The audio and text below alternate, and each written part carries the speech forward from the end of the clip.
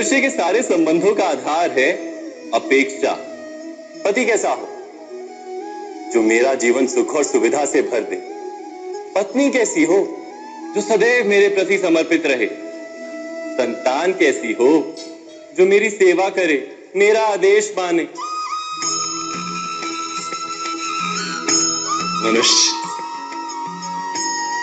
मनुष्य उसी को प्रेम भी कर पाता है जो उसकी अपेक्षा पूर्ण करता है, और अपेक्षा की तो नियति है भंग होना। कैसे? क्योंकि अपेक्षा मनुष्य के मस्तिष्क में जन्म लेती। कोई अन्य व्यक्ति उसकी अपेक्षाओं के बारे में जान ही नहीं पाता। पूर्ण करने की प्रामाणिक इच्छा हो तब भी कोई मनुष्य किसी की अपेक्षाओं को पूर्ण नहीं कर पाता, और वहां से जन्म लेता है संघर्ष। सारे संबंध संघर्ष में परिवर्तित हो जाते। पर मनुष्य अपेक्षा को संबंध का आधार ना बनाए और स्वीकार करे केवल संबंध का आधार, तो क्या ये जीवन स्वयमेव सुख और शांति से नहीं भर जाएगा? स्वयं विचार कीजिएगा।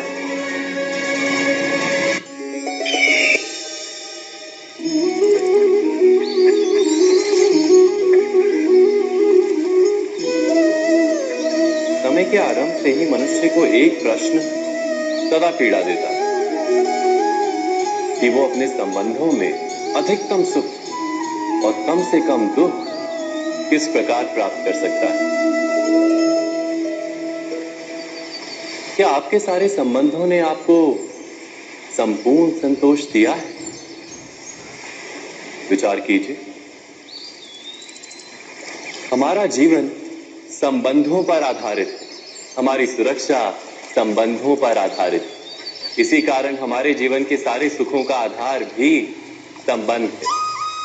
किंतु फिर भी हमें संबंधों में ही अधिकतर दुख क्यों प्राप्त होते हैं? सदा ही संघर्ष भी संबंधों से ही उत्पन्न क्यों हो जाते हैं? कभी विचार किया?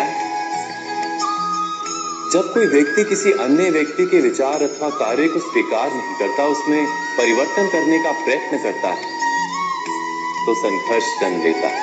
अर्थात जितना अधिक अस्वीकार उतना ही अधिक संघर्ष, और जितना अधिक स्वीकार उतना ही अधिक सुख। क्या ये वास्तविकता नहीं? यदि मनुष्य स्वयं अपनी अपेक्षाओं पर अंकुश रखे, अपने विचारों को परखे, किसी अन्य व्यक्ति में परिवर्तन करने का प्रयत्न ना कर स्वयं अपने भीतर परिवर्तन करने का प्रयास करे, तो क्या संबंधों में संतोष प्राप्त करना इतना कठिन? अर्थात क्या स्वीकार ही संबंध का वास्तविक अर्थ नहीं? स्वयं विचार कीजिए।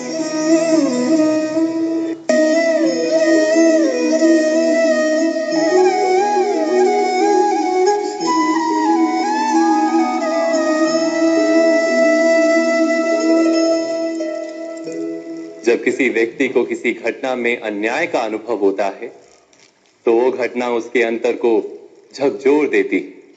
समस्त जगत उसे अपना शत्रु प्रतीत होता है।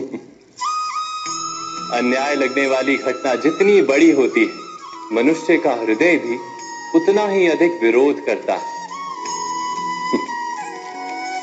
उस घटना के उत्तर में वो न्याय मांगता है, और ये योग्य भी है।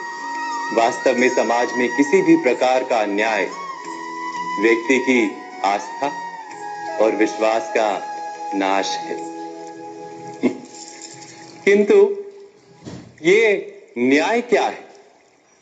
न्याय का अर्थ क्या है?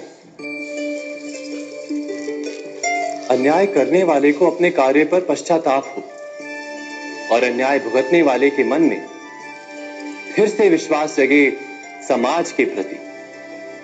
इतना ही अर्थ है ना न्याय का। किंतु जिसके हृदय में धर्म नहीं होता, वो न्याय को छोड़कर बैर और प्रतिशोध को अपनाता है। हिंसा के बदले प्रतिहिंसा की भावना लेकर चलता है।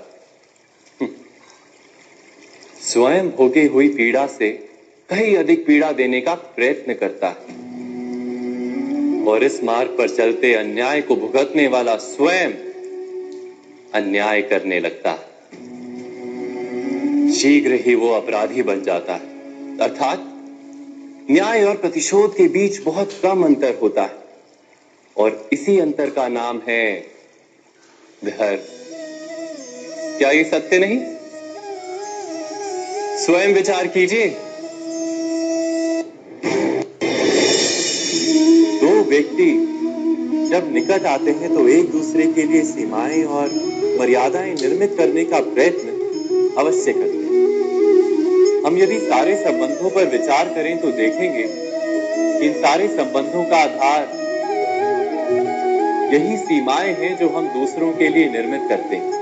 और यदि अनजाने में भी कोई अन्य व्यक्ति इन सीमाओं को तोड़ता है तो उसी क्षण हमारा हृदय क्रोध से भर जाता है। इन